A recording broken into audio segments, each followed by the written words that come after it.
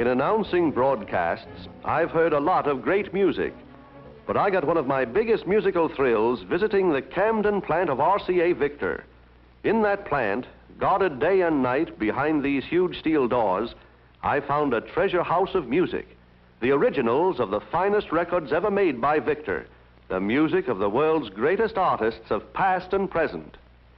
These are the master discs from which millions of great records have been pressed.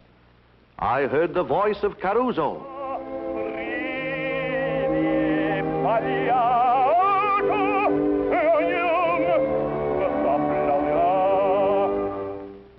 And I heard the voice of Shalyapin, preserved in gleaming metal so that it can give encores forever.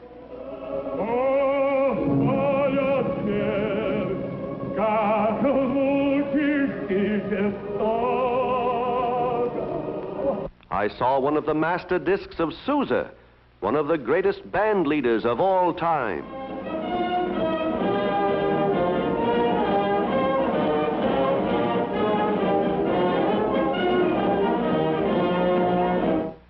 And I saw records made, music literally written in wax. The first step, I learned, is to pour a thin layer of molten wax onto a hot plate, the beginning of the master record. A hot flame melts all bubbles and flaws out of the wax, which is of the purest possible grade. This is done in a sealed, dust-proof and air-conditioned room where the temperature is thermostatically controlled. A second going over with the flame, and the wax is ready for slow and careful cooling, almost ready for the recording of the music.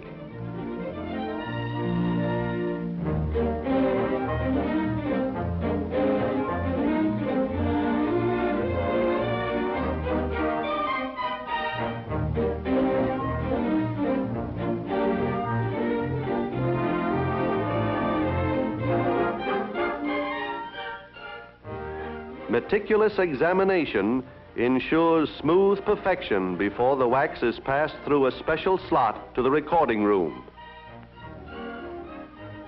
The perfect wax is put on the turntable, a cutting point called a stylus is adjusted, and everything is ready to record again the most popular selection ever caught on wax, the beautiful Blue Danube Waltz of Johann Strauss.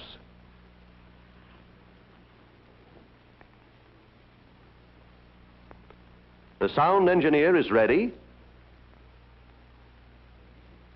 The musicians are set. And I see a record made.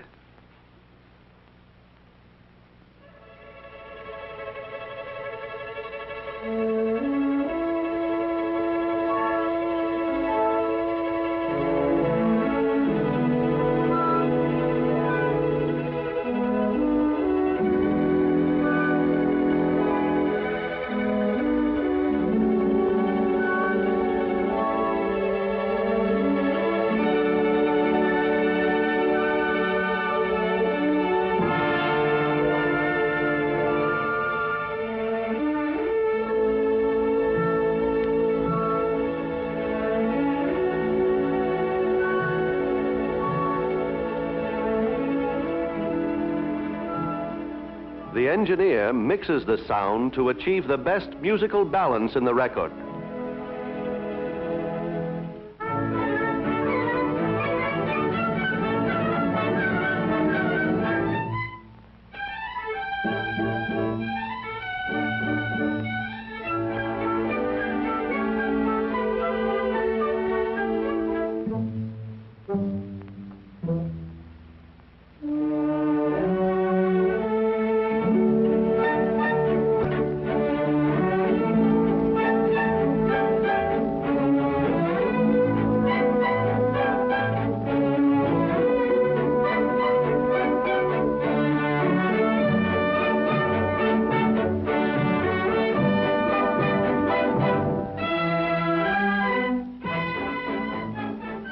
The vibrations of sound brought from the microphones pass through this cutting head to the stylus.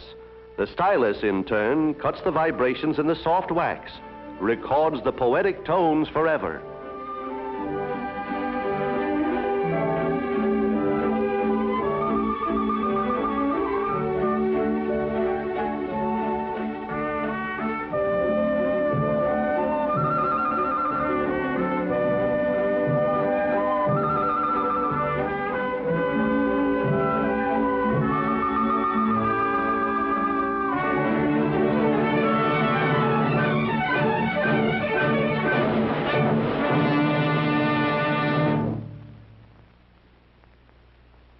When the recording is finished, the soft disc is washed with nitrogen and put into a chamber with a block of pure gold. A 2500-volt electrical current, I was amazed to learn, bombards atoms of gold onto the wax, coating it completely. The gold-covered disc is put into a solution of copper sulfate, through which a powerful electrical current runs, transferring molecules of copper from the solution to the record. As a result of this process, called electrolysis, the disc comes out plated with copper. Immortal music written in metal.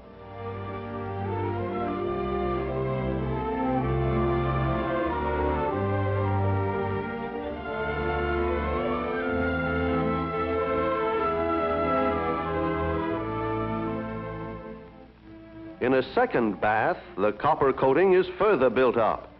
In these baths, electricity flows through the solution between two poles, one a block of copper and the other the disc itself. When the current passes from the copper into the solution, it carries with it charged molecules of metal called ions, which are drawn to the disc and penetrate its tiniest recesses, taking the exact shape of the grooves made by the original sound vibrations, ensuring perfect fidelity of tone in the final record.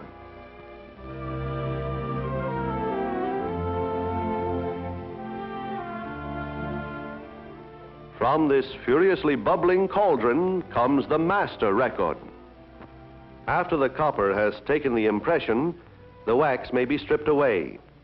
This master matrix now could be used to press the final records, I was told, but it would not last long enough to turn out the millions of discs music lovers demand.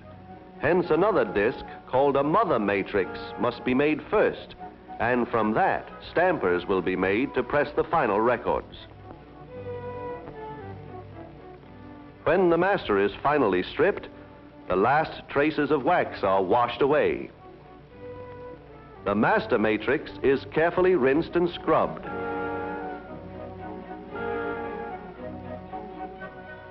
Then it's given another electrolytic bath, this time of nickel, which I learned gives it a still harder outer coating.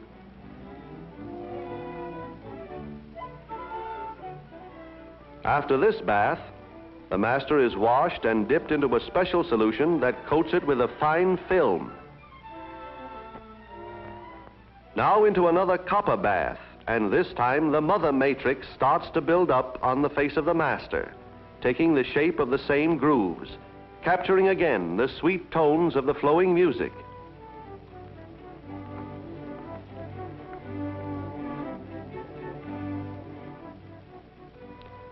The double disc is now separated into mother and master, and the master matrix goes down to the treasure house of music to be preserved for all time, to take its place beside the works of the world's greatest artists. The mother matrix is thoroughly washed and cleaned and goes into a nickel bath to give it a more durable surface.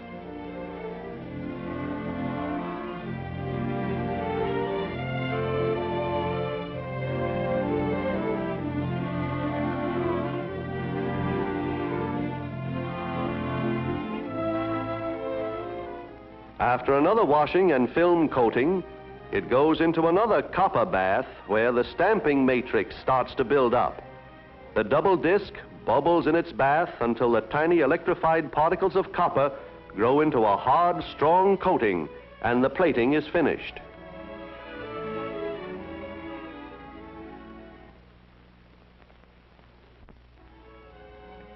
Now the mother matrix and stamper, locked face to face, are separated. From the mother, additional stampers will be made so that many finished records may be pressed at one time.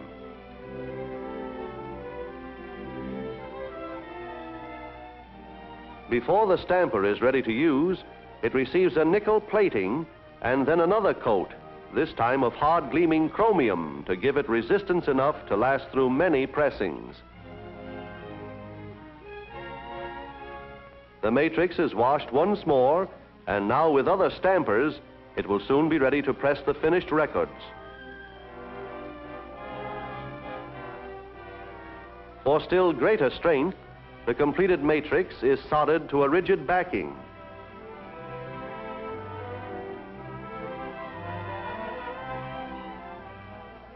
For perfect contact with the hot backing, the stamper is heated with flame, protected with a chemically neutral blanket, and pressed evenly into the hot solder.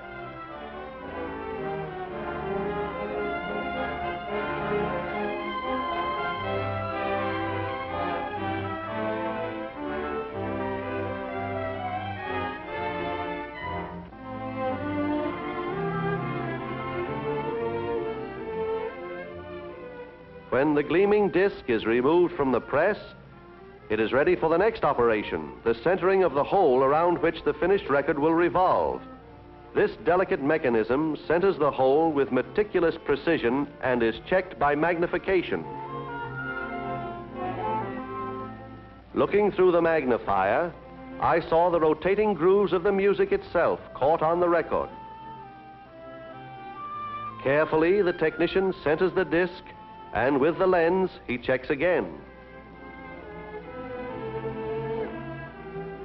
With the position of the hole accurately determined, he drills it with infinite accuracy on dead center. Now the stamper is given a last washing so no speck of dust can make even the tiniest mark that would create the smallest false sound. On this revolving cleaning machine, I saw the disc receive its final polishing.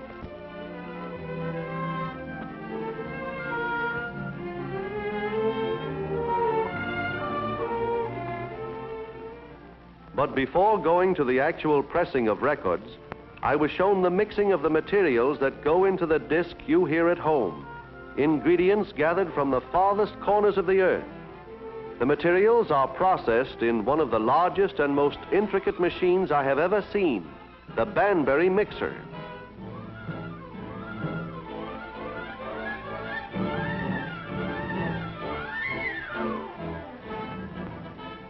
One ingredient is the finest shellac obtainable, which is brought from India. Another resin ingredient is from the East Indies and, like the shellac, is ground into fine powder before mixing.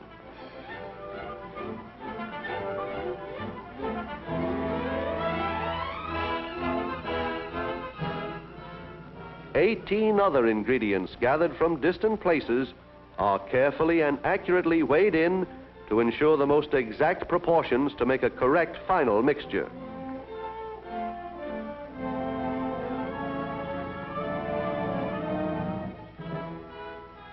All ingredients are finely ground and put into the mixer to be carefully combined under heat with the powdered shellac, which is sucked into the machine through a vacuum pipe.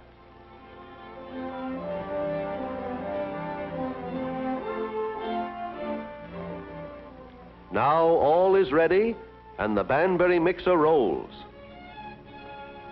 Inside this huge machine, 3 stories tall, the mixture is heated to the melting point, whipped and stirred and beaten until it is thoroughly mixed to a dough-like consistency.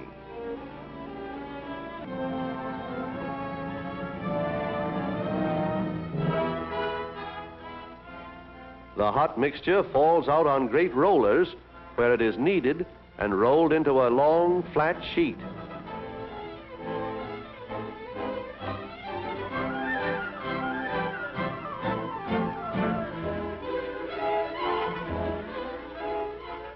As it comes out of the machine, circular knives cut it into pieces called biscuits, each the right size to make one record.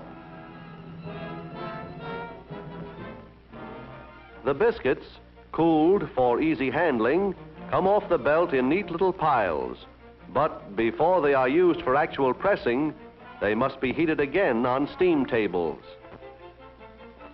Then I saw a record pressed. First, steam is shot through the machine. Then cold water runs through to cool the record.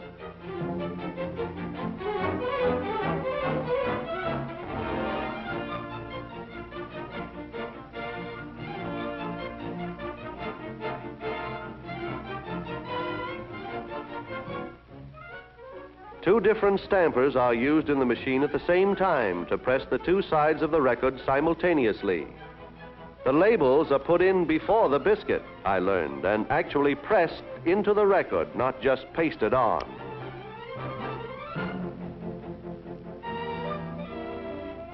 Many presses working at the same time turn out many records together to satisfy the music-hungry thousands. The edge of the record is carefully polished. After this is finished, comes a listening test, when the record is actually played for expert ears.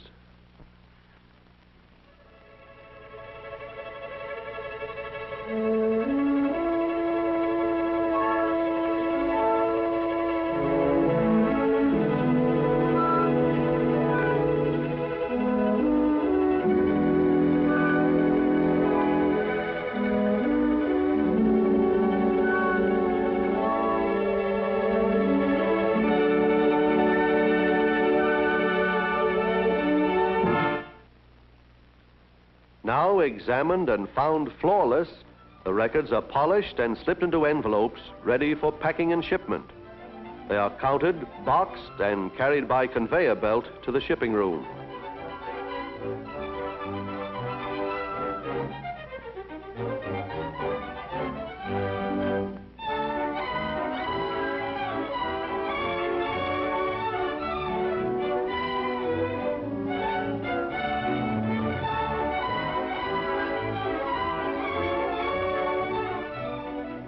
From this room, the records go out to all parts of the world to bring joy and pleasure to millions of music lovers, to give them permanently the music they want when they want it.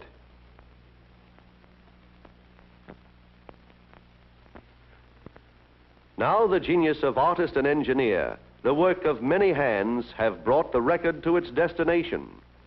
From its tiny grooves, the recorded vibrations of sound will be picked up by the jewel point, amplified electrically, and the beautiful blue Danube fulfills its mission in an ideal combination for the home.